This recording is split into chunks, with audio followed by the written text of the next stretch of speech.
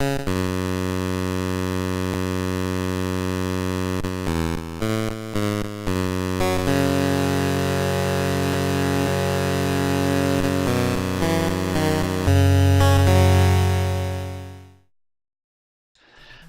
I'm Dan Hoyt from the best game site ever, and if you noticed during my last video, I opened with the trailer from the new Batman Arkham Origins while discussing the next generation of consoles.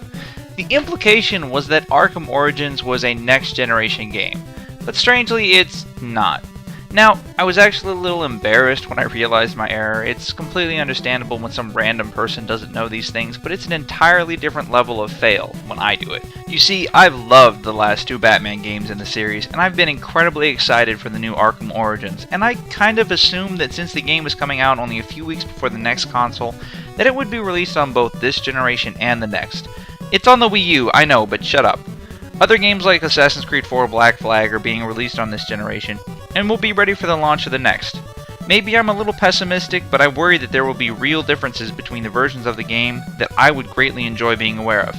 In fact, it's been specifically announced that Arkham Origins is only going to be on the Xbox 360, PS3, PC, and Wii U.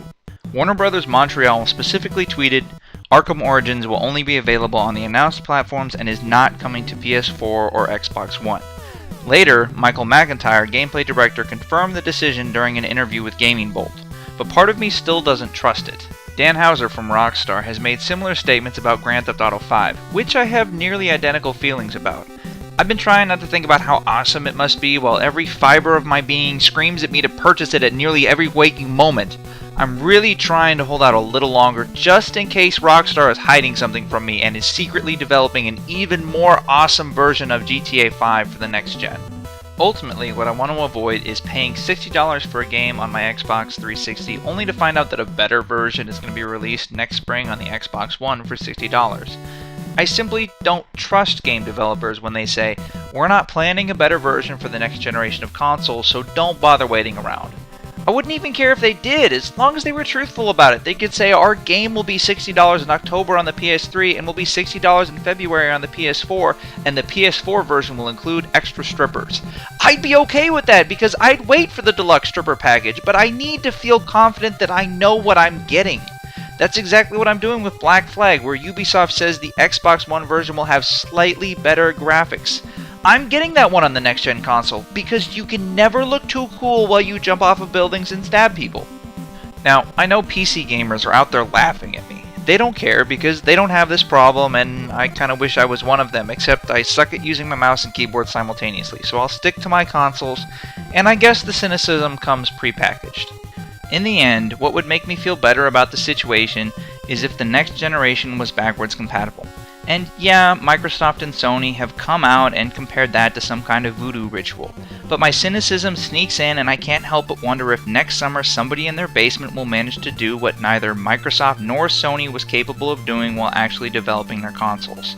I know a lot of people who think backwards compatibility is ridiculous considering I already have the old console that my games run on, but I only have a few hookups on my TV, and the last I checked, nobody was laughing at the PS2 for being backwards compatible and selling 155 million units. On top of that, the Nintendo DS just reached 154 million units sold, and it's backwards compatible back to the Game Boy Advance. I'm also sure a ton of people use their Wii to play GameCube games. That was until Nintendo suddenly changed their Wiis to not do that, so they could then start selling you GameCube games that run on your Wii. See why I'm so cynical about this? So, for the time being, I'll hold out a little longer. Microsoft and Sony could get their trade-up programs to be more enticing, or make sense.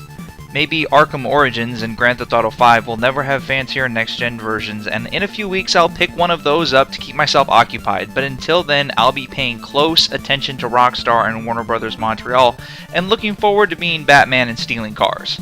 Not at the same time though, that wouldn't make any sense. Thanks for stopping by and watching the video. Feel free to leave a comment since we encourage discussion even if we disagree with you. Thinking about these kinds of issues is the point of these videos, and we would hope that this one has at least encouraged you to think. If you really liked this, check out my previous video about the new Kinect and the Xbox One.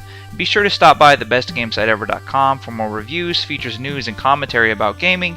And feel free to like us on Facebook or subscribe to our channel because the internet is lonely and we have poor self-esteem.